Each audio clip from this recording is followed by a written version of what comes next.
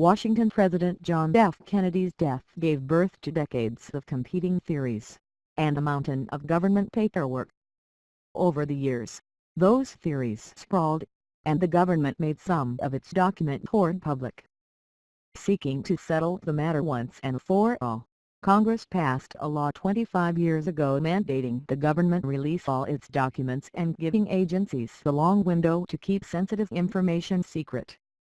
And this Thursday, in pursuant with the JFK Records Act, the remaining few thousand secret government documents relating to the assassination, from a total that once made up millions, will see the light of day, barring a block from President Donald Trump. The White House has yet to confirm Trump won't block them, but Trump tweeted his excitement on Wednesday, as he headed to Dallas for a fundraiser, saying it is so interesting the National Archives sought to temper expectations, warning the most explosive documents have likely already been released. But the deadline of the JFK Records Act, set 25 years ago, could breathe oxygen into some of the many competing theories. After Kennedy's death, President Lyndon Johnson ordered an independent inquiry into it and named Supreme Court Chief Justice Earl Warren to lead that team, known as the Warren Commission.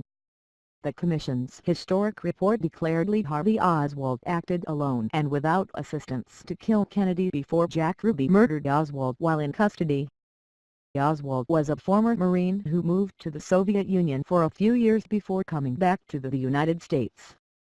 His association with communist elements and brief trip to Mexico City shortly before he appeared in Dallas are of interest for those who plan to sift through the unreleased files. The Warren Commission report continues to face heavy skepticism from people advocating alternative theories, and a poll taken around the 50th anniversary of the Kennedy assassination showed the majority believed more than one person was involved, showing popular suspicion for the idea Oswald acted alone.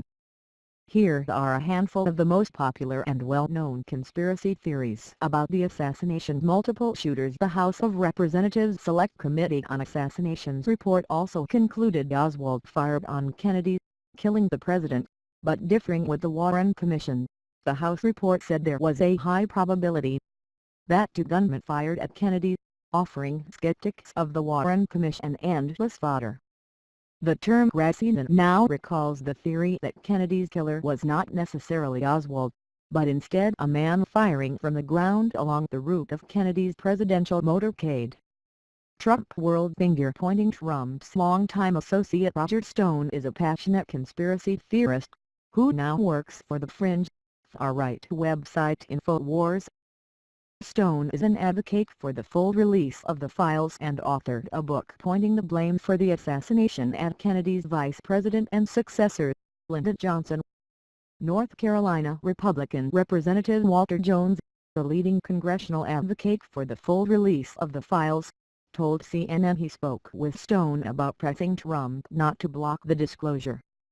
And like his friend Stone, Trump himself has tossed out his thoughts on the assassination, pointing during the campaign to Senator Ted Cruz's father, without evidence, as someone potentially involved. CIA involvement. One of the most popular theories, and one featured in popular culture from Oliver Stone's film JFK to Don DeLillo's novel Libra, is the idea the CIA or people associated with the CIA were involved in some way in the Kennedy assassination.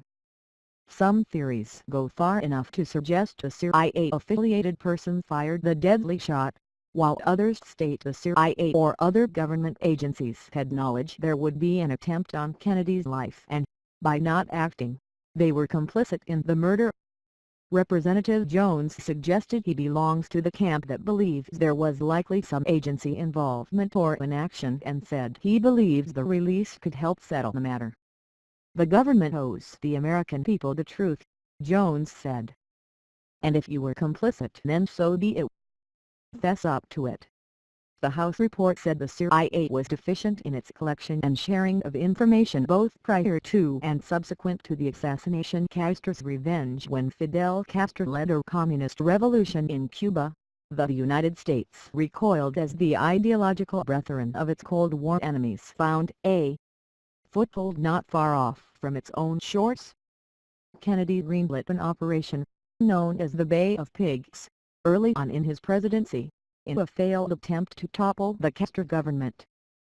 Incidentally, the botched operation, among other things, led Kennedy to criticize the CIA, and a New York Times report quoted Kennedy as saying he wanted to splinter the CIA in 1,000 pieces and scatter it to the winds. After the Bay of Pigs and the Cuban Missile Crisis, the United States continued plotting to kill Castro for years, including trying to poison the autocrat's cigars. Given the potential motive and Oswald's communist leanings, one theory posits Castro had a hand in the killing. For his part, the now-deceased Castro reportedly said after the killing, "This is bad news, Mafia members." One theory pulls away some of the Cold War mystique and the potentially crazed lone wolf idea. Instead, it posits the Kennedy assassination was a Mafia hit, although possibly one with CIA complicity.